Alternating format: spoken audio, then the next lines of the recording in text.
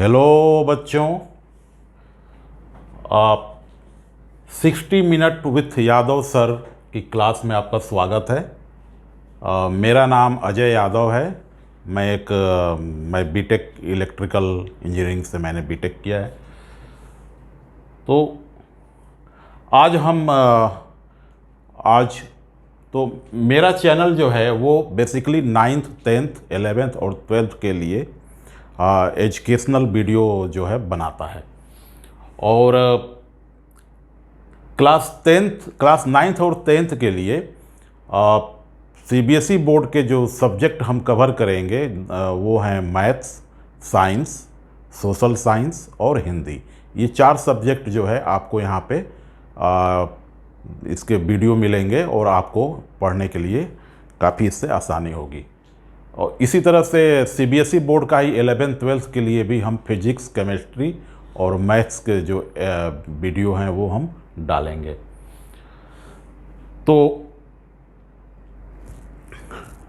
आज जो है मैथ्स का पहला लेक्चर जो है हम डाल रहे हैं। तो सबसे पहले हम देख लेते हैं कि हमारा जो मैथ्स पढ़ने का अप्रोच क्या है ना, कैसे हम मैथ्स को स्टडी करेंगे। तो इसमें स्टेप 1 जो होगा वो होगा learn the concept with examples, है ना। तो जो भी कंसेप्ट है उसको एप्रोप्रिएट एग्जाम्पल के साथ पहले हम उसको सीखेंगे, ठीक। दूसरा जो है solve the respective exercise of NCERT book all questions. तो अब इस कंसेप्ट से रिलेटेड जो एक्सरसाइज होगा उसके जितने भी क्वेश्चन होंगे उसको हम डिस्कस करेंगे और सॉल्व करेंगे, ठीक है। उसके बाद से practice additional questions as homework shared with respective lectures. तीसरा जो स्टेप होगा, आपको जो है मैं एडिशनल क्वेश्चन दूंगा और जो लेक्चर होगा उसी के डिस्क्रिप्शन में आपको ये क्वेश्चंस जो हैं मैं अटैच कर दूंगा, है ना। तो आप उसको क्वेश्चन को करोगे, अगर कुछ प्रॉब्लम हो तो उसको जो है कमेंट सेक्शन में हमसे डिस्कस कर सकते हो या टेलीग्राम आईडी पे भी हम डिस्कस कर सकते हैं, ठीक है। उसके बाद से जो लास्ट स्टेप है, स्टेप 4, ये क्या है, जब एक चैप्टर कंप्लीट हो जाएगा तो उस चैप्टर से रिलेटेड, है ना, सीबीएसई एग्जाम में जो क्वेश्चंस आए हुए हैं उसके एटलीस्ट 10 प्रीवियस ईयर्स के पेपर को हम डिस्कस करेंगे और सॉल्व करेंगे। और उसमें हर टाइप के क्वेश्चन को हम कवर करेंगे, है ना। जैसे एमसीक्यू हो या वीएसए हो, वेरी शॉर्ट आंसर टाइप वाले, या शॉर्ट आंसर टाइप वाले, या लॉन्ग आंसर टाइप वाले, या केस स्टडी से रिलेटेड जो क्वेश्चन होंगे वो सारे क्वेश्चंस को हम कवर करेंगे जब एक चैप्टर जो है वो कंप्लीट हो जाएगा। और एमसीक्यू क्वेश्चन को अटेम्प्ट करने का अलग टेक्निक होता है ना, तो वो टेक्निक भी हम सीखेंगे कि कैसे हम जैसे उसमें कुछ क्वेश्चंस के आंसर जो हैं वो ऑप्शन से निकलते हैं ना, और वो इजी होता है क्वेश्चन सॉल्व करने से ज़्यादा, और ना तो उसमें बहुत सारे टेक्निक है, एलिमिनेशन टेक्निक है ना। तो वो सब सीखेंगे हम कि एमसीक्यू को कैसे, है ना, बहुत आसानी से वो सॉल्व कर सकते हैं, उसके ट्रिक्स जो है हम सीखेंगे। तो हमारा मोटो है कि आपको अच्छी से अच्छी शिक्षा देना, जितना मेरे से एफर्ट हो सकता है मैं मेहनत करूंगा। और मैं आशा दिलाता हूं कि अगर आप मेरे से आधा भी मेहनत करोगे तो आपको बहुत अच्छे एग्ज़ाम में मार्क्स आएंगे। और मेरा टैगलाइन है कि जो मेरे चैनल पे आएगा वो 100 नंबर लाएगा, ठीक है। तो आज डिस्कस करते हैं हम चैप्टर नंबर 1। तो चैप्टर नंबर 1 क्लास 10th का जो चैप्टर नंबर 1 है वो है रियल नंबर्स। रियल नंबर से 6 मार्क्स के क्वेश्चन जो है वो पूछे जाते हैं, है ना। तो 6 मार्क्स में जो क्वेश्चन आएंगे वो शॉर्ट आंसर वाले 2 क्वेश्चन होंगे 2 मार्क्स के, और 2 क्वेश्चन होंगे एमसीक्यू, है ना, 1 मार्क्स के होंगे, ठीक है, इससे इतना ही बन सकता है क्वेश्चन। तो 6 मार्क्स का ये जो है इससे क्वेश्चन बनेंगे।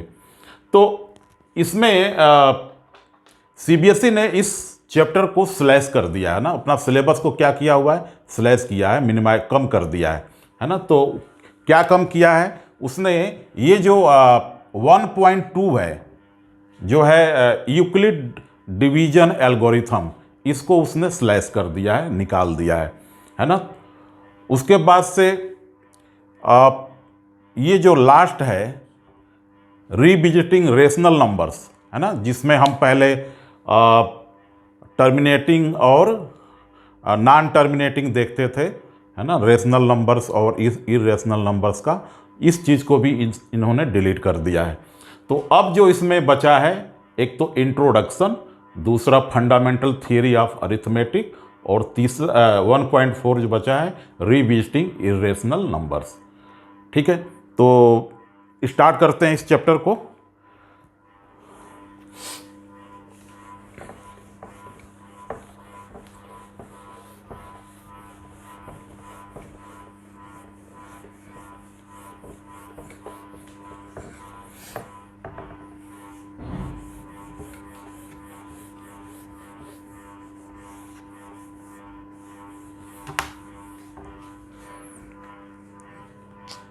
तो सबसे पहले है इंट्रोडक्शन।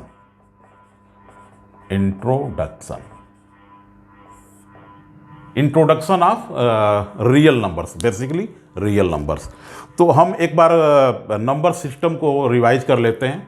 तो नंबर सिस्टम जो है वो जब हम स्टडी स्टार्ट करते हैं, पढ़ाई जब हम स्टार्ट करते हैं, तब से नंबर सिस्टम के बारे में हम पढ़ते हैं, है ना। तो नंबर सिस्टम को अगर हम एक नंबर लाइन पे अगर मैं दिखाऊं, जैसे मान लो ये है नंबर लाइन, है ना। तो इस नंबर लाइन पे जैसे हमने पढ़ाई स्टार्ट किया तो हमने क्या सीखा, काउंटिंग नंबर, है ना, जिसको नेचुरल नंबर्स हम बोलते थे। तो वो क्या होता था, 1 2 3 4 एंड सो ऑन, है ना। ये लाइन कहाँ तक जाएगी, प्लस इन्फिनिटी से लेके माइनस इन्फिनिटी। नंबर लाइन जो है प्लस माइनस इन्फिनिटी से लेके प्लस इन्फिनिटी के बीच में कोई भी नंबर को शो कर सकते हैं नंबर लाइन पे। तो सबसे पहले हमने जो नंबर सीखा उसको बोलते हैं नेचुरल नंबर, है ना। तो नेचुरल नंबर को हम ऐसे दिखा सकते हैं। उसके बाद से हमने एक जीरो नंबर और सीखा, और जीरो और नेचुरल नंबर को मिला के हमने बोला होल नंबर। तो ये हो गया होल नंबर, है ना, अब बन गए होल नंबर। इसके बाद हम लोगों ने इंटीजर्स सीखा, है ना। तो इंटीजर्स क्या होते हैं, जीरो और पॉजिटिव इंटीजर, इनको क्या बोलते हैं, पॉजिटिव इंटीजर। 1 2 3 4 पॉजिटिव इंटीजर, ये जीरो, और फिर -1 -2 -3 एंड सो ऑन, है ना। तो ये पूरा क्या हो गया, इंटीजर हो गया। ठीक है, अब अभी भी ये देखो नंबर लाइन पे ये सब गैपिंग है, अभी ये सब गैप अभी बचा हुआ है ना, ये सब गैप बचा हुआ है। तो इस गैप्स को किसने कंप्लीट किया, रियल नंबर ने, है ना। तो 2 3 रियल नंबर में तो सब कुछ आएगा, है ना, चाहे वो नेचुरल नंबर हो, होल नंबर हो या इंटीजर हो, वो सब भी इंक्लूड होंगे। और इनके बीच के जो नंबर हैं, जैसे 0 और 1 के बीच के जो नंबर हैं, वो सारे नंबर भी इसमें इंक्लूड होंगे। इनको बोलते हैं रियल नंबर। तो रियल नंबर हमने 9th में काफ़ी डिटेल में पढ़ा। तो रियल नंबर 2 तरह के होते हैं, है ना, दोनों को मिला के रियल नंबर बोलते हैं। एक होता है रेशनल नंबर और दूसरा होता है इरेशनल नंबर। रेशनल नंबर उनको बोलते हैं जिनको p/q फॉर्म में लिख सकते हैं, और इरेशनल नंबर को बोलते हैं जिनको p/q फॉर्म में रिप्रेजेंट नहीं कर सकते हैं। दूसरा हमने क्या डिफरेंस देखा कि अगर इनका डेसिमल एक्सपेंशन हो तो जो रेशनल नंबर होते हैं वो टर्मिनेटिंग होते हैं। ठीक है, अगर नॉन टर्मिनेटिंग होते हैं तो रिपीटिंग होते हैं, जिसमें कोई एक पर्टिकुलर नंबर या ब्लॉक ऑफ नंबर रिपीट करता है। ठीक है, और जो इरेशनल नंबर होते हैं वो नॉन टर्मिनेटिंग होते हैं लेकिन नॉन रिपीटिंग होते हैं ना, यानी वो नॉन टर्मिनेटिंग और नॉन रिपीटिंग होते हैं। ठीक है, तो ये था इंट्रोडक्शन पार्ट।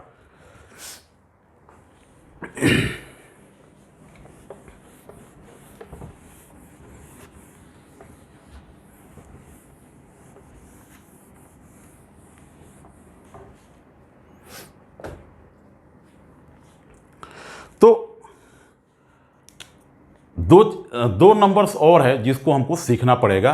एक होता है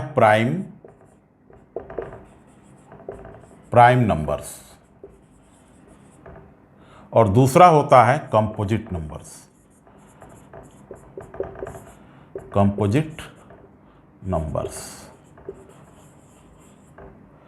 तो प्राइम नंबर्स किसको बोलते हैं?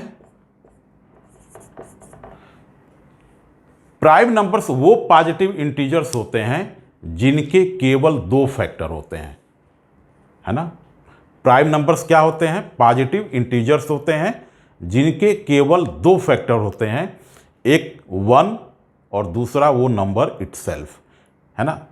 तो इसके केवल 2 ही फैक्टर होते हैं, 1 और वो नंबर, है ना। इसका मतलब क्या हुआ कि ये जो प्राइम नंबर्स होते हैं वो केवल 1 से डिवाइड हो सकते हैं या केवल अपने से डिवाइड हो सकते हैं, इसके अलावा वो किसी और नंबर से डिवाइड नहीं हो सकते हैं। तो प्राइम नंबर मोटा मोटी क्या बोलेंगे कि प्राइम नंबर वो नंबर हैं जो केवल अपने से डिवाइड होते हैं, ठीक है। और कंपोजिट नंबर्स, जैसे prime numbers, smallest prime number क्या है? 2 is the smallest prime number. तो 2, 3, 5, 7, है ना, 11, 13, ये सब क्या है? प्राइम नंबर्स हैं, ठीक है। कंपोजिट नंबर बोलते हैं, ये पॉजिटिव इंटीजर्स होते हैं। तो the positive integers which can divide by some other number, या the positive integers which have factor more than 2, यानी इनके 2 से ज़्यादा फैक्टर होंगे। एक तो 1 होगा ही, वो नंबर होगा, और इसके अलावा किसी और कोई और फैक्टर भी इनका हो, यानी 2 से अगर ज़्यादा फैक्टर होता है किसी भी पॉजिटिव इंटीजर का तो उसको बोलेंगे कंपोजिट नंबर, ठीक है। तो कंपोजिट नंबर जो है वो अपने और 1 के अलावा किसी और नंबर से भी डिवाइड होते हैं, एक या अधिक नंबर से भी डिवाइड हो सकते हैं, उनको बोलेंगे कंपोजिट नंबर। तो लिस्ट कंपोजिट नंबर अगर देखा जाए तो कौन सा है? 4, है ना। 4 जो है वो 1 से डिवाइड होगा, 4 से डिवाइड होगा और 2 से भी डिवाइड होगा। तो इसके 3 फैक्टर्स हो जाएंगे, 1, 2 एंड 4, है ना, 6, है ना। तो ये सब क्या है? Composite numbers.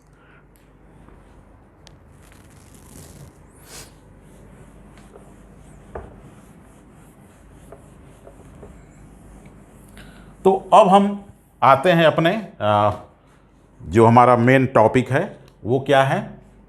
1.3, ये है फंडामेंटल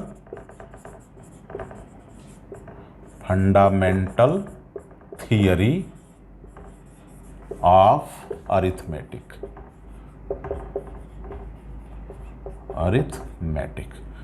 शॉर्ट में इसको FTA बोल सकते हैं, FTA, ठीक है। तो ये थियरी क्या बोलती है कि एवरी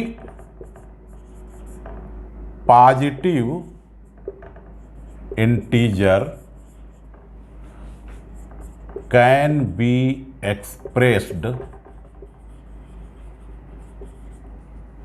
एक्सप्रेस्ड, या इसको फैक्टराइज भी बोल सकते हो, factorise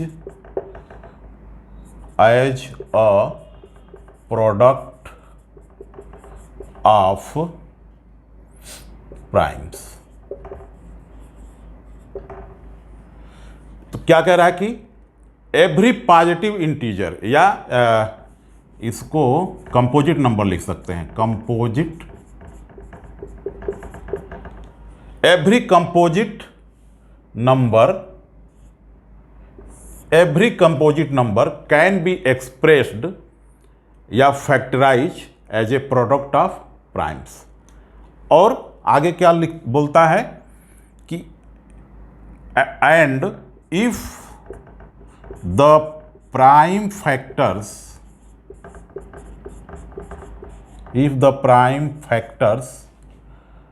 are written in ascending or descending order, then the factor will be unique, है ना। तो ये थ्योरम जो है, थ्योरम इसको बुक में 1.1, है ना, इस फंडामेंटल थ्योरी ऑफ मैथमेटिक्स को थ्योरम 1.1, है ना, लिखा हुआ है बुक में। तो ये क्या बोलता है कि एवरी कंपोजिट नंबर, कोई भी कंपोजिट नंबर जो है उसको हम प्राइम नंबर्स के प्रोडक्ट के रूप में लिख सकते हैं, है ना। और अगर इन फैक्टर को एक ऑर्डर में लिखा जाए, है ना, यानी असेंडिंग ऑर्डर में लिखा जाए या डिसेंडिंग ऑर्डर में लिखा जाए, तो ये जो फैक्टर होगा वो क्या होगा, यूनिक होगा। यानी हर कंपोजिट नंबर का जो प्राइम फैक्टराइजेशन होगा वो यूनिक होगा, यानी केवल और केवल एक होगा, ठीक है ना, और दूसरा कोई फैक्टर उसका नहीं हो सकता है। तो इसमें दो चीज आए थे, प्राइम और कंपोजिट, जिसको पहले हम लोग डिस्कस कर चुके थे।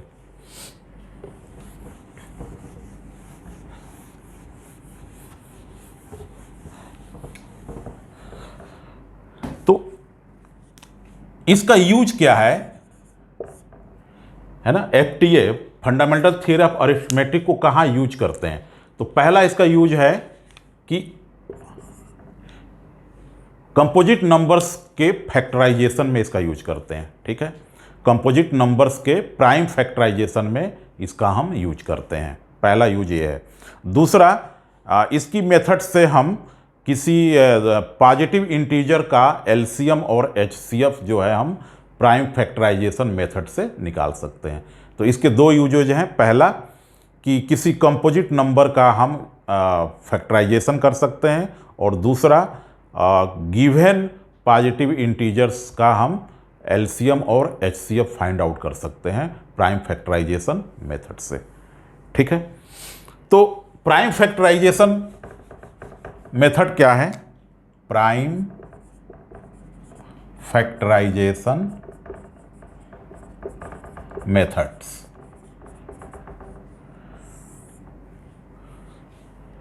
तो इसमें अब क्या है, हमको क्या करना होगा, कोई अगर कंपोजिट नंबर दिया है तो उसका हमको क्या आना चाहिए, उसका हमको प्राइम फैक्टराइजेशन कैसे किया जाता है वो हमें आना चाहिए, है ना, क्योंकि पहला रिक्वायरमेंट यही पड़ेगा।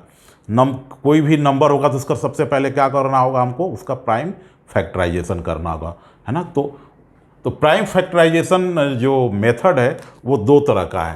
पहला बोलते हैं डिवीजन मेथड, डिवीजन मेथड, और दूसरा है उसको बोलते हैं factor tree method, factor tree method. तो जैसे मान लो मैं बोलूं कि एक कंपोजिट नंबर है 120, इसका हमको प्राइम फैक्टराइजेशन करना है, ठीक है। तो डिवीजन मेथड से कैसे करेंगे, तो प्राइम फैक्टराइजेशन क्या कैसे करते हैं, अप्रोच क्या है हमारा, सबसे पहले स्मॉलेस्ट प्राइम नंबर से शुरू करेंगे। तो स्मॉलेस्ट कौन सा हो गया, 2, ठीक है। तो 2 से डिवाइड जब तक होगा डिवाइड करते जाएंगे, उसके बाद से 2 से जब नहीं होगा तो फिर 3 को ट्राई करेंगे, है ना, 3 के बाद फिर 5 को ट्राई करेंगे, फिर 7 को ट्राई करेंगे, है ना, फिर 11 को ट्राई करेंगे। तो ऐसे केवल प्राइम नंबर्स हम से उसको ट्राई करते जाएंगे कि डिवाइड हो रहा है कि नहीं, ठीक है, और लास्ट में उसका हम प्राइम फैक्टर्स जो है वो लिख देंगे, ठीक है। और फैक्टर ट्री मेथड भी सेम अप्रोच है, रिप्रेजेंट करने का तरीका जो है वो अलग है। तो इन दोनों में मेथड वही है, रिप्रेजेंट करने का, लिखने का तरीका थोड़ा सा अलग है ना। तो जैसे इसको हम करेंगे, करते हैं जैसे, तो मान लो इसको 2 से डिवाइड हुआ, आ गया 60, फिर 2 से डिवाइड हो गया 30, 2 से डिवाइड हो गया 15, फिर 3 से डिवाइड होगा 5, है ना। तो ये हो गया। अब लास्ट में क्या बच गया, 5 क्या है, प्राइम नंबर है ना। तो लास्ट में अगर प्राइम नंबर बच गया तो फिर वो डिवाइड होगा नहीं किसी और नंबर से, है ना, तो वहीं पे स्टॉप कर देंगे, है ना। जैसे 5 आ गया, ये 5 क्या है, प्राइम नंबर। अब ये किसी और नंबर से डिवाइड ना होगा, केवल अपने नंबर से ही डिवाइड होगा, तो वहीं पे स्टॉप कर देंगे इस प्रोसेस को। तो इसका फैक्टर क्या हो जाएगा, 120 का क्या हो जाएगा, 2 इंटू 2 इंटू 2 इंटू 3 इंटू 5। ठीक है। अब इसको क्या करेंगे, पावर्स में लिख लेंगे। अगर कोई प्राइम नंबर जो है रिपीट हो रही है तो उसको क्या कर देंगे, पावर्स में लिख लेंगे। जैसे यहाँ पे 2 रिपीट हो रहा है तो ये हो जाएगा 2 क्यूब इंटू 3 इंटू 5। ठीक है। अब फैक्टर ट्री में क्या करेंगे, ऐसे ही फैक्टर ट्री में करेंगे 120, है ना, ऐसे इसको 2 से, है ना, ये प्राइम नंबर्स ऐसे लिखते जाएंगे, ये 2 से, तो यहाँ पे कितना बच गया, 60।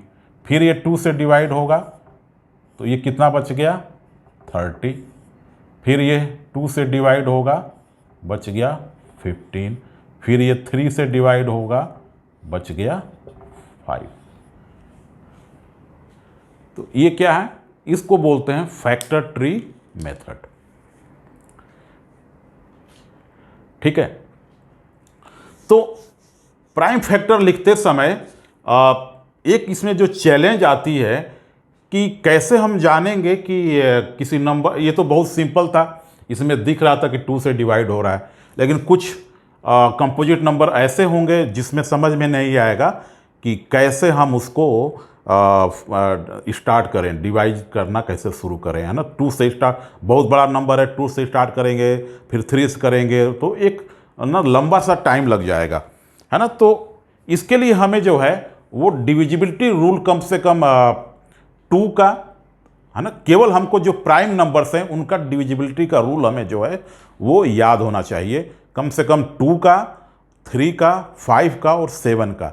ये जो 4 प्राइम नंबर्स है, कौन सा बोला मैंने, 2, 3, 5 और 7, तो इनका जो है डिविजिबिलिटी रूल हमको आना चाहिए, है ना, ताकि उसको हम खटाक से हम जो है चेक कर ले बेटा कि वो होगा कि नहीं। तो इससे हमारा क्या होगा, मतलब हम जल्दी से कर लेंगे और हमारा तरीका भी क्या होगा, स्मार्ट होगा, है ना। तो थोड़ा डिस्कस कर लेते हैं।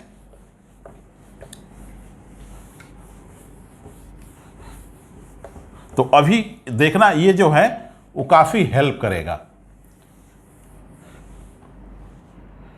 तो अगर कोई नंबर, अगर कोई कंपोजिट नंबर 2 से डिवाइड हो रही है तो उसका क्या रूल है, तो उस नंबर के लास्ट में जो लास्ट डिजिट है, यानी यूनिट डिजिट जो है वो क्या होना चाहिए, 0 होना चाहिए या 2 होना चाहिए। तो 2 से डिविजिबिलिटी का रूल क्या है कि उस डिजिट का जो लास्ट डिजिट है, उस नंबर का जो लास्ट डिजिट है वो 0 या 2 होना चाहिए, है ना। जैसे ये क्या था, 120, है ना, तो 120 में लास्ट नंबर क्या था, 0, है ना, तो ये 2 से डिवाइड होगा, है ना। या लास्ट नंबर 2 हो, है ना, या 2 का मल्टीपल हो, है ना, जैसे 24, 36, है ना। तो लास्ट डिजिट अगर 0 है या 2 है या 2 का मल्टीपल है तो वो 2 से क्या हो जाएगा, डिवाइड होगा। ठीक है। 3 का डिविजिबिलिटी रूल क्या है, उस नंबर के डिजिट्स को सम कर लो, है ना। जैसे मान लो 120 है, चेक करना है कि ये 3 से डिवाइड होगा कि नहीं, है ना। तो इस नंबर के जो डिजिट हैं 1, 2 और 0, इसको ऐड कर लेंगे, ये कितना आ जाएगा, 3। अगर ये जो नंबर सम करने के बाद जो नंबर आया, अगर वो 3 से डिवाइड हो रहा है ना, तो वो 3 से डिवाइड होगा। तो 120 का सम कितना आया, 3, तो ये 3 से 120 डिवाइड होगा। ठीक है। उसके बाद 5 का जो रूल है वो क्या होना चाहिए, इसमें जो लास्ट जो डिजिट है ना, जो लास्ट इसका जो डिजिट है वो 0 या 5 आना चाहिए, है ना। जैसे 120 था, ये 5 से भी डिवाइड होगा, है ना। तो लास्ट डिजिट अगर 0 है या 5 है तो वो 5 से डिवाइड होगा। ठीक है। उसके बाद से 7 का क्या रूल है, 7 में क्या करते हैं कि जो लास्ट जो डिजिट होती है ना, लास्ट डिजिट को डबल कर लेते हैं, डबल करके और उसको जो बचता है उसमें से माइनस करते हैं। जैसे 120 को चेक करना है 7 से डिवाइड होगा कि नहीं, है ना, 7 से डिवाइड होगा कि नहीं ये 120, तो इसका क्या होगा, लास्ट डिजिट क्या है, 0, 0 का डबल भी करेंगे क्या आएगा, 0। 12 में से 0 माइनस करोगे क्या आ जाएगा, 12, है ना। अब देखो 12 7 से डिवाइड नहीं हो रहा है, इसलिए 120 भी क्या होगा, 7 से डिवाइड नहीं होगा, यानी 7 120 का फैक्टर नहीं होगा। ठीक है, तो इसमें प्राइम फैक्टराइजेशन में ये प्राइम फैक्टर्स किस प्राइम नंबर से डिवाइड होगा ये फाइंड आउट करना थोड़ा सा ये टिपिकल होता है। तो ये हमको एक तो क्या हेल्प करेगा इसमें कि 2, 3, 5 और 7 का डिविजिबिलिटी रूल हमको आना चाहिए। तो इससे ये फ़ायदा होगा, हमारा मेथड क्विक हो जाएगा, है ना। जैसे हम अगर नहीं पता है तो पहले 2 से ट्राई करेंगे, फिर 3 से करेंगे, है ना, फिर 5 से करेंगे, फिर 7 से करेंगे। लेकिन अगर ये रूल हमको पता होगा तो हम खटाक खटाक 2, 5 और 2, 3, 5 और 7 का चेक कर लेंगे, है ना। उसके आगे जो डिविजिबिलिटी के रूल हैं वो प्रैक्टिकल नहीं है ना, बहुत टेढ़े हैं, उसका कोई फ़ायदा नहीं है। उससे कम टाइम में जो है हम उसको डिवाइड करके चेक कर सकते हैं। जैसे 7 के बाद क्या पड़ेगा, 11, तो 11 से डिवाइड करके चेक कर लेंगे डिवाइड हो रहा है कि नहीं। अगर हो रहा है तो ठीक है ना, नहीं तो फिर नेक्स्ट प्राइम नंबर पर बढ़ जाएंगे, 13 से चेक करेंगे, है ना। 13 से नहीं हो रहा है तो फिर नेक्स्ट चेक करेंगे, 17 से कर लेंगे, 17 से नहीं हो रहा है 19 से कर लेंगे, 19 से नहीं हो रहा है 23 से करेंगे। तो ऐसे हम आगे बढ़ते जाएंगे, है ना। लेकिन अगर स्टार्ट हमारा जो है 7 तक अगर हमें याद है तो हमको ये काफ़ी हेल्प करेगा। तो जैसे एक एग्जांपल था, जैसे मान लो मैं बोलूं कि एक नंबर है कंपोजिट नंबर 505, है ना, इसका प्राइम फैक्टराइजेशन लिखो, है ना। तो अब देखो कितना ये हेल्प करेगा, है ना। 2 और 3 से ये डिवाइड नहीं हो रहा है ना। 2 के लिए क्या बोला था, लास्ट डिजिट 0 होना चाहिए या 2 होना चाहिए या 2 का कोई फैक्टर होना चाहिए, है ना, 2 का मल्टीपल होना चाहिए। तो ये 2 से होगी नहीं। 3 का क्या बोला था, उसके सब डिजिट को सम कर लो, अगर सम 3 से डिवाइड हो रहा है तो 3 से डिवाइड होगा, अदरवाइज नहीं होगा। तो इसका 5, 5, 10, 10 3 से डिवाइड होगा, 3 से भी नहीं होगा। तो ये देखने में दिख रहा है क्या कि ये 5 से डिवाइड हो रहा है ना, क्योंकि इसका लास्ट 5 का क्या रूल होता है कि लास्ट डिजिट जो है वो 5 होना चाहिए या 0 होना चाहिए, तब वो 5 से डिवाइड होगा। तो ये 5 से डिवाइड हो रहा है ना। तो ये हो गया 5, ये आ गया 1001। अब देखो 1001 को चेक करेंगे, है ना। तो 5 से हो गया, 5 के बाद 7 से चेक करेंगे डिवाइड हो रहा है कि नहीं। तो 7 का क्या रूल बताया था हमने कि जो लास्ट डिजिट है उसको डबल कर लो, तो कितना होगा ये 2, और इसमें से 2 माइनस कर दो, 100 में से 2 माइनस हो गया, कितना आ गया 98। अब देखो ये 7 से डिवाइड हो रहा है ना, 14 टाइम्स जाएगा, है ना। तो इसलिए 101 किससे डिवाइड हो रहा है, 7 से डिवाइड हो रहा है। तो 7 से डिवाइड कर दो, ये हो जाएगा 1 और 4 और 3, ठीक है।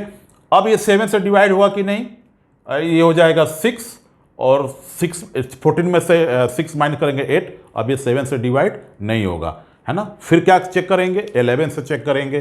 तो 11 से डिवाइड हो रहा है, ये आ जाएगा 11 1 जा 11 और 3, है ना। तो अब 13 बच गया, 13 इज अ प्राइम फैक्टर, हमारा यहीं पे स्टॉप हो जाएगा प्रोसेस।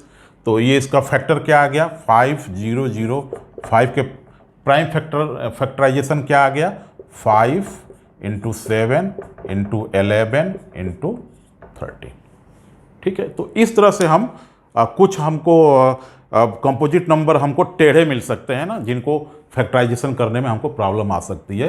तो ये हमको जो है एक तो डिविजिबिलिटी रूल इसमें हेल्प करेगा काफ़ी।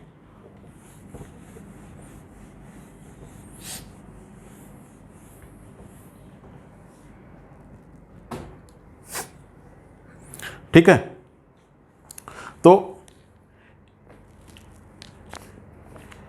इसके बाद fundamental uniqueness of fundamental theory of arithmetic क्या होता है ना। तो अभी हमने डिस्कस किया कि जो प्राइम फैक्टर्स होते हैं अगर उनको ऑर्डर्स में लिखा जाए तो वो क्या होते हैं, यूनिक होते हैं, है ना। एक कंपोजिट नंबर का फैक्टर जो होता है वो क्या होता है, यूनिक होता है, यानी उसमें जो प्राइम नंबर्स आएंगे वो क्या होंगे, यूनिक रहते हैं, ठीक है। अगर मान लो किसी कंपोजिट नंबर के फैक्टराइजेशन में प्राइम फैक्टर आ रहा है 2, 3, 5, है ना। तो 2, 3, 5 के अलावा दूसरा कोई प्राइम फैक्टर उसमें नहीं आ सकता है। इसी को बोलते हैं uniqueness of fundamental theory of arithmetic. ठीक है, तो एक क्वेश्चन है, इस पे बेस्ड एक क्वेश्चन है।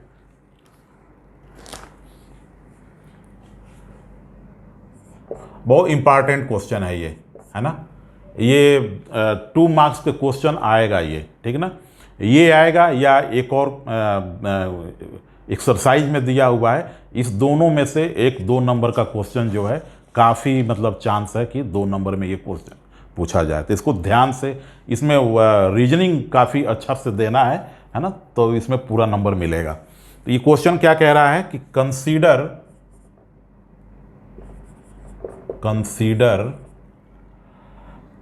The number 4 power n। n क्या है? n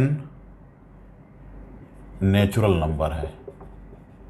नेचुरल नंबर, n क्या है? नेचुरल नंबर, यानी n की वैल्यू क्या है? 1 2 3 4 कुछ भी हो सकती है। ठीक है, check whether there is any value of n for which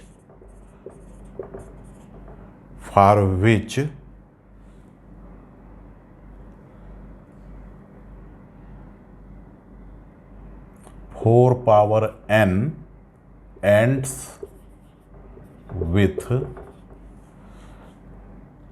the digit 0। कह रहा कि consider the number 4 power n, एक नंबर है 4 power n, check whether there is any value of n for which 4 power n ends with digit 0। कह रहा है कि n के किसी वैल्यू पे, यानी n का कोई वैल्यू इस पर दिया जाए तो इसका जो नंबर आए वो क्या हो जाए? 0 पे एंड हो। जैसे मान लो 4 पावर n है, तो n की वैल्यू 1 दिया जाएगा, क्या आ जाएगा? 4, 2 दिया जाएगा 16, 3 दिया जाएगा 64 एंड सो ऑन। तो इस तरह से कह रहा है कि n का कोई ऐसा वैल्यू आएगा कि इसका जो लास्ट डिजिट हो वो क्या हो जाएगा? 0 हो जाएगा। तो ये हमको चेक करना है।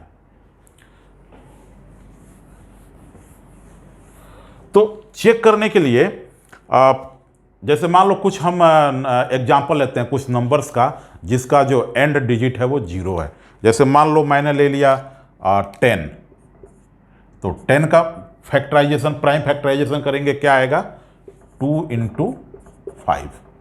मान लो ले लिया 20, है ना, 10 के बाद 20 होगा जो 0 पे एंड होगा, तो ये हो जाएगा 2 × 2 × 5। मान लो ले लिया 30, ये हो जाएगा 2 × 3 × 5। लो 100 ले लें, ये हो जाएगा 2 × 2 × 5 × 5। तो इससे हमको क्या दिख रहा है कि अगर कोई नंबर 0 पे एंड हो रहा है तो उसमें क्या कॉमन दिख रहा है कि उस नंबर में कम से कम 2 और 5 का एक सेट होना चाहिए, है ना। क्या होना चाहिए? देखो सब में सेट है, ये यहाँ पे 2 5, यहाँ पे 2 5, है ना। तो अगर क्या यहाँ से हमको दिख रहा है कि अगर कोई नंबर 0 पे एंड हो रहा है तो उसका प्राइम फैक्टराइजेशन में 2 और 5 ये दोनों प्राइम फैक्टर का सेट होना चाहिए, है ना। तो मतलब क्या हुआ कि अगर कोई नंबर का एंड जो है 0 आ रहा है ना, 0 आ रहा है, तो वो नंबर क्या होगा? उस 5 से डिवाइड होगा, यानी 5 उसका क्या होना चाहिए? एक प्राइम फैक्टर होना चाहिए। ठीक है, तो यही इसी अप्रोच से इस क्वेश्चन को हम सॉल्व करेंगे।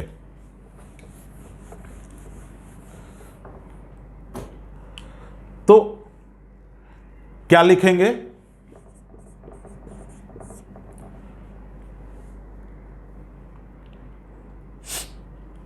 इसको कैसे लिखेंगे? तो if 4 power n and ends with digit 0, then it should be divided by 5। ठीक है, 5 से डिवाइड होना चाहिए, है ना। That is it would have 5 as a prime factorisation. ठीक है, तो अब हम क्या करेंगे, इसका प्राइम फैक्टराइजेशन करके देखते हैं। बट 4 पावर n, इसको क्या लिख सकते हैं, 2 स्क्वायर पावर n। बट ये जो इसका प्राइम फैक्टराइजेशन किया, तो इसका प्राइम फैक्टराइजेशन में क्या आया, 2। But this 4 power n has only 2 as 2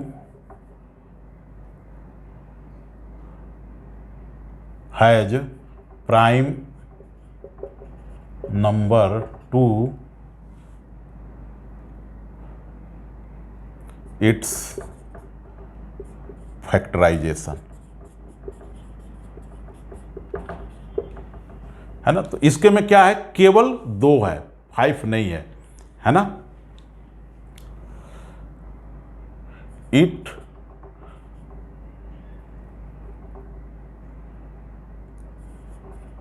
does not have 5 as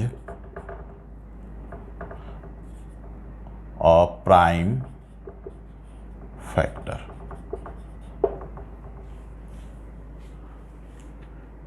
ठीक है, तो क्या हुआ, इसमें केवल 2 है, इसका प्राइम फैक्टर है, तो इसमें 5 नहीं आ रहा है ना। It does not have 5 its prime factor, है ना।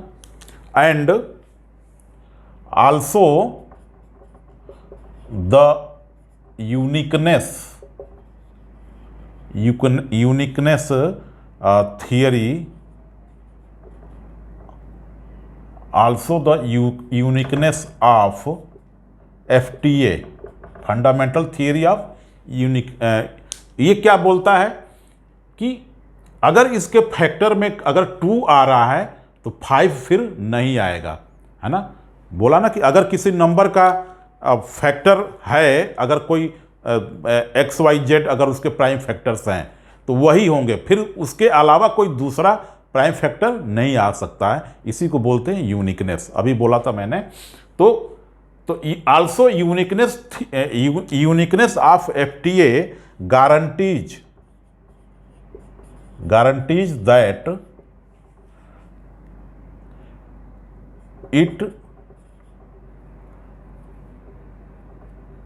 it would not have 5 in its factorisation, है ना। तो बस यहां से कंक्लूड कर देंगे। 4 power n never and with 0 for any value of n।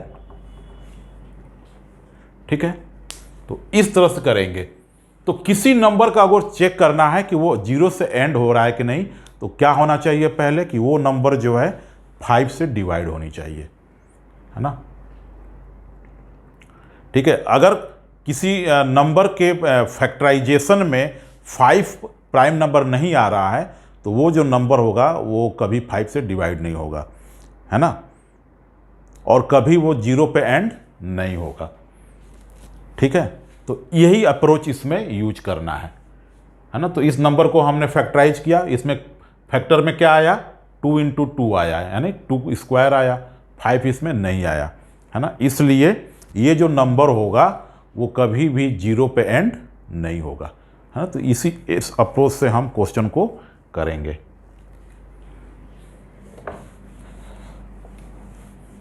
तो ये क्वेश्चन काफ़ी इंपॉर्टेंट है, इसके है ना एग्जाम में आने के चांस हैं, तो इसको लिखना आना चाहिए, रीजन आना चाहिए।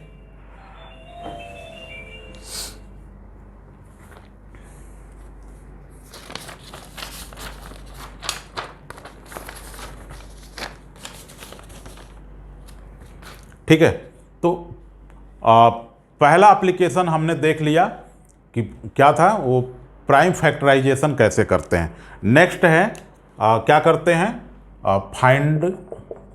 Finding LCM and HCF and LCM, है ना, किसका, पॉजिटिव इंटीजर्स का। ठीक है, तो एलसीएम एचसीएफ क्या होता है, एचसीएफ क्या होता है, product of powers of common product of smallest powers of common factor,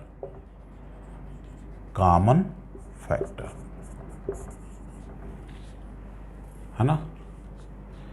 तो क्या करेंगे, एचसीएफ निकालने के लिए क्या करेंगे, जो नंबर दिए होंगे उनका पहले प्राइम फैक्टराइजेशन करेंगे। ठीक है, डायरेक्ट हमको आता है तो कर लेंगे, प्रैक्टिस है तो, अदरवाइज डिवीजन मेथड से हम उसका क्या करेंगे, प्राइम फैक्टराइजेशन करेंगे और उसको फैक्टर्स के फॉर्म में लिखेंगे। पहला काम ये। दूसरा काम क्या है, पहला काम हो गया कि पहला काम क्या है, उसका प्राइम फैक्टराइजेशन करेंगे। सेकेंड काम क्या है कि उसमें जो प्राइम नंबर कॉमन है, दोनों सभी नंबर में, 2 नंबर है तो दोनों में, 3 नंबर है तो तीनों में, तो जो कॉमन नंबर है उसको हम क्या करेंगे, फाइंड आउट करेंगे। ठीक, अब उसमें जिस नंबर का पावर सबसे स्मॉलेस्ट होगा उसको क्या कर लेंगे, पिक कर लेंगे, है ना। तो बस इसमें इतना ही करते हैं। ठीक है, इसके बाद से एलसीएम क्या होता है, एलसीएम जो होता है वो होता है प्रोडक्ट ऑफ ग्रेटेस्ट पावर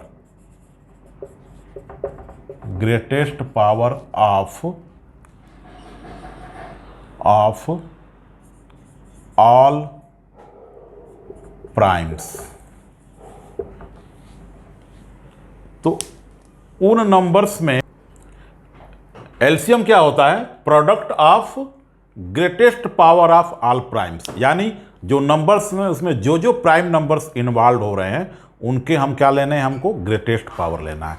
तो इसमें भी क्या करेंगे, वैसे ही सेम उसे करेंगे, फैक्टराइजेशन करेंगे, प्राइम फैक्टराइजेशन करेंगे, और जितने उसमें प्राइम फैक्टर इन्वॉल्व हो रहे हैं उनको फाइंड आउट करेंगे और उनका ग्रेटेस्ट पावर लेके मल्टीप्लाई कर देंगे।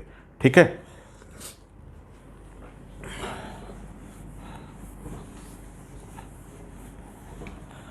तो एग्जाम्पल एक देखते हैं।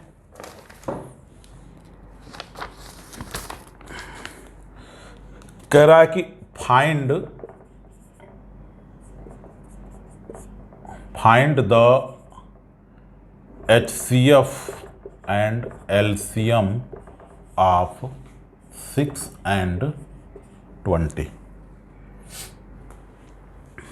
है ना। 6 and 20 का क्या करना है, हमें HCF और LCM फाइंड आउट करना है, किस मेथड से, बाई प्राइम फैक्टराइजेशन मेथड। ठीक है, तो क्या करेंगे, 6 का क्या हो जाएगा, 2 × 3, 20, तो क्या हो जाएगा 2 इंटू 2 इंटू 5। तो इसको लिख सकते हैं 2 स्क्वायर इंटू 5 और ये हो गया 2 इंटू 3। तो HCF क्या हो गया, HCF 6 और 20 का HCF क्या आ गया। तो कॉमन क्या है, 2 इसमें भी है 2 इसमें भी है, ये दोनों कॉमन है ना, 2 कॉमन है ना। लेकिन इसमें 2 का पावर कितना है 1 और इसमें 2 का पावर कितना है 2। तो किसको पिक करेंगे, इसको करेंगे है ना, स्मॉलेस्ट पावर वाले को पिक करेंगे। तो क्या हो गया 2।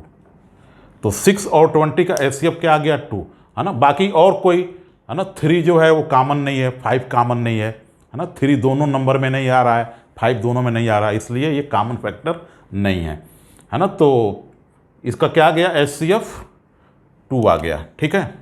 अब LCM क्या आ जाएगा, LCM आ जाएगा 6 और 20 का।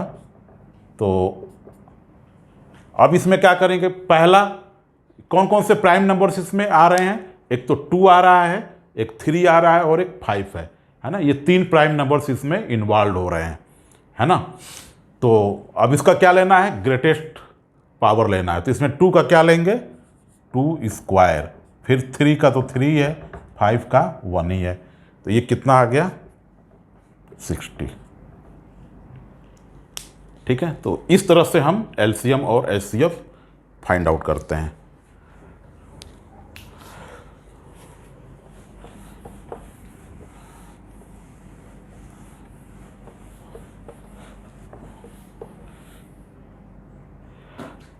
अब एक इंपॉर्टेंट स्टेटमेंट है ना। ये जो स्टेटमेंट है ये अक्सर है ना 99% 90% करीब ये आप हमेशा जो है 1 नंबर के इस पे क्वेश्चन पूछे जाते हैं। तो इंपॉर्टेंट स्टेटमेंट है, इससे बहुत सारे इस पे क्वेश्चन पूछे गए हैं। तो क्या है कि HCF if A and B are 2 positive integers. A और B क्या होना चाहिए, पॉजिटिव इंटीजर्स होना चाहिए, ठीक है, निगेटिव नहीं होना चाहिए, पॉजिटिव इंटीजर्स। कंडीशन क्या है पहला कि if A and B are 2 positive integers. तो पहला इस पे रिस्ट्रिक्शन क्या है कि ये पॉजिटिव होना चाहिए और कोई नंबर नहीं होना चाहिए, निगेटिव इंटीजर नहीं होना चाहिए है ना। तो कह रहा है कि if A and B are 2 positive integers then HCF of AB into LCM of AB is equal to A into B। तो उन दोनों नंबर उनका अगर HCF निकाला जाए और LCM निकाला जाए, मल्टीप्लाई किया जाए, तो दोनों नंबर के मल्टीप्लिकेशन के बराबर होगा है ना। तो पहला चीज इसमें क्या है कि नंबर्स जो A और B होने चाहिए, क्या होना चाहिए, पॉजिटिव इंटीजर होना चाहिए, तभी ये रूल जो है वो फॉलो होगा है ना, तभी ये ट्रू होगा। दूसरा कि ये जो रूल है सबसे इंपॉर्टेंट है, ये जो रूल है ये केवल 2 इंटीजर्स के लिए, 2 पॉजिटिव इंटीजर्स के लिए ही ये ट्रू है ना। अगर मान लो 3 पे लगा दोगे तो गलत हो जाएगा, ठीक ना। केवल और केवल ये 2 पॉजिटिव इंटीजर्स के लिए ही ये रूल सही है ना। तो ये 2 इस पे रिस्ट्रिक्शंस हैं है ना। तो रिस्ट्रिक्शंस ध्यान रखना चाहिए है ना। इस पे क्वेश्चन आ जाता है तो गलत हो जाएगा है ना, कहीं गलत अप्रोच लगा सकते हो अगर नॉलेज नहीं है। तो जो इसके लिमिटेशंस हैं किसी भी स्टेटमेंट के या फार्मूले के, वो लिमिटेशंस को हमको चाहो तो उसको मतलब रेड के पेन से उस स्टेटमेंट को लिख लिया करो ताकि लगे कि ये मतलब डेंजरस है ना। तो जैसे कह रहा है कि एक क्वेश्चन है, इस पे क्वेश्चन देख लेते हैं है ना। मैंने शुरू में बताया था आपको कि हर कंसेप्ट को हम डिस्कस करेंगे तो एग्जाम्पल के साथ करेंगे है ना, हमने बोला था। तो जो भी कंसेप्ट होगा उसका हम एग्जाम्पल से के साथ करेंगे ताकि वो उसकी काफ़ी क्लैरिटी आए। तो कह रहा है कि find the HCF of 96 and 404 by prime factorisation method.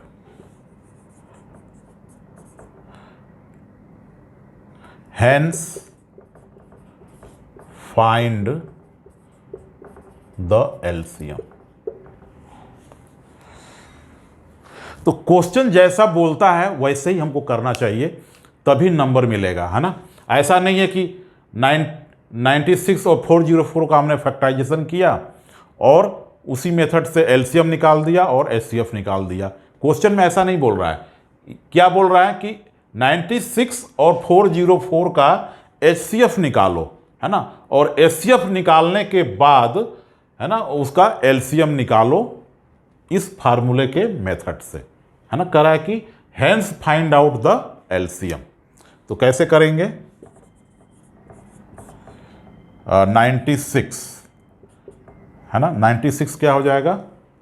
32 into 3, तो ये हो जाएगा 2 into 2 into 2 into 2 into 2 into 3, that is 2 power 5 into 3, and 404 is 2 into 2 into 101, that is 2 square into 101। ठीक है। अब इसका HCF क्या हो जाएगा? HCF 96 404 क्या हो जाएगा? कॉमन क्या है? 2 है केवल, है ना। 2 जो प्राइम नंबर है वही कॉमन है दोनों में, तो क्या हो गया 2, और 2 पावर क्या लेंगे?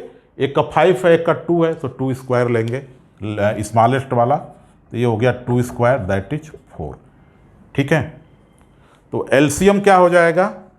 एलसीएम 96 404 ये कितना हो जाएगा? नंबर्स का ए इंटू बी, यानी नंबर का मल्टीप्लीकेशन। नंबर क्या है?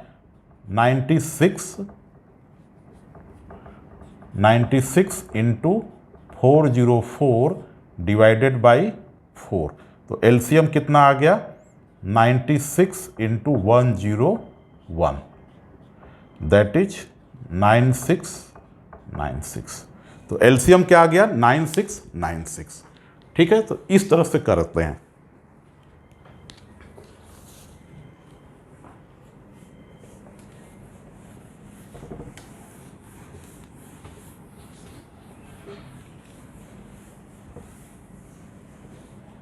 एक और क्वेश्चन देख लो, 3 नंबर्स का कैसे निकालेंगे।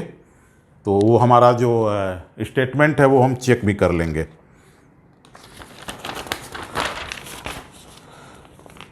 कह रहा है कि फाइंड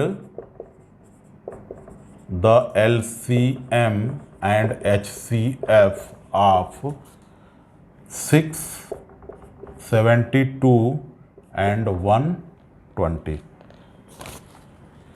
तो फैक्टराइजेशन लिखेंगे। 6 का क्या हो जाएगा? 2 इंटू 3। 72 का क्या हो जाएगा? ये हो जाएगा 8 9 जा 72, तो ये हो जाएगा 2 इंटू 2 इंटू 2 इंटू 3 इंटू 3, और 120 कितना हो जाएगा? 120 ये 40, तो 2 इंटू 2 इंटू 2 इंटू 3 इंटू 5। तो इसको पावर्स में लिख लेंगे। ये हो जाएगा 2 इंटू 3 होगा, ये हो जाएगा 2 क्यूब इंटू 3 स्क्वायर, और ये आ जाएगा 2 क्यूब इंटू 3 इंटू 5। ठीक है। तो HCF क्या हो जाएगा? HCF क्या कॉमन है? 2, और 2 का स्मॉलेस्ट पावर कितना है? 2 है। फिर क्या है? 3 तीनों में कॉमन है। स्मॉलेस्ट क्या है? पावर 1 है। HCF आ गया 6। एलसीएम क्या आ जाएगा? एक तो 2 इन्वॉल्व है, और 2 का ग्रेटेस्ट पावर क्या है? 3, तो 2 क्यूब आ गया। 3 का कितना है? 3 स्क्वायर है, उसके बाद से 5, तो ये कितना आ गया? 8 और 9 72 और ये 360। ठीक है, तो अब देखो इस अगर ये 3 नंबर है, इनका मल्टीपल क्या आएगा, ये आ जाएगा 6 इंटू 72 इंटू 120, और एचसीएफ कितना आया है 6, और एलसीएम कितना आया है 360। इसको लिख सकते हैं 6 इंटू 3 इंटू 120। तो अब देखो 6 से 6 कैंसिल कर सकते हैं, 120 से 110 बच कितना गया, बच गया हमारा 72 यहाँ बचा, और यहाँ पे बच गया 3। तो ये देखो 72 इज नॉट इक्वल टू 3, है ना। प्रूफ हो गया ना कि ये जो फार्मूला था हमारा कि HCF into LCM equal to A into B, ये किसके लिए सही है, केवल 2 पॉजिटिव इंटीजर्स के लिए ही सही है ना। 3 पे देखो एलसीएम HCF निकाला तो ये इक्वल नहीं आया। ठीक है,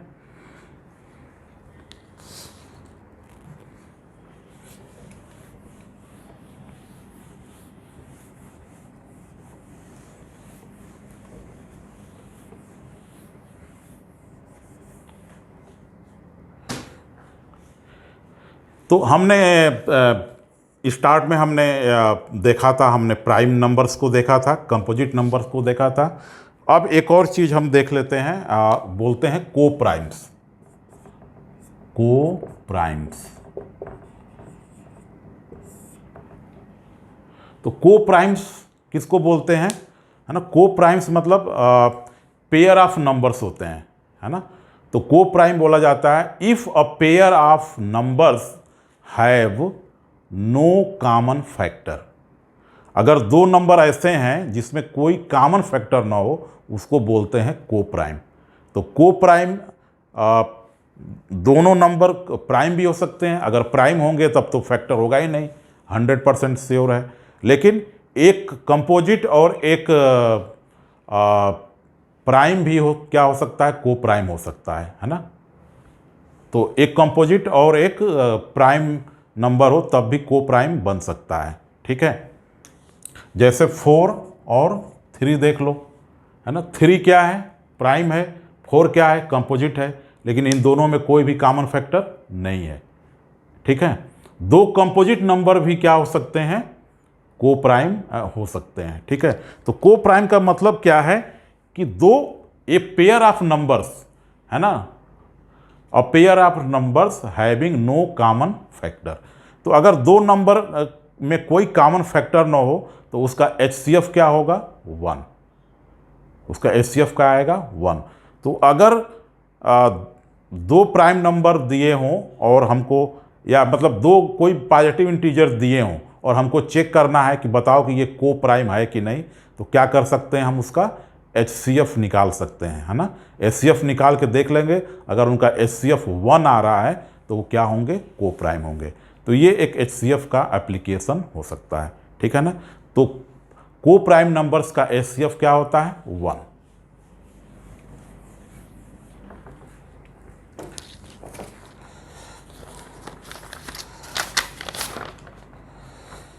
तो आज के लेक्चर के लिए इतना ही, है ना।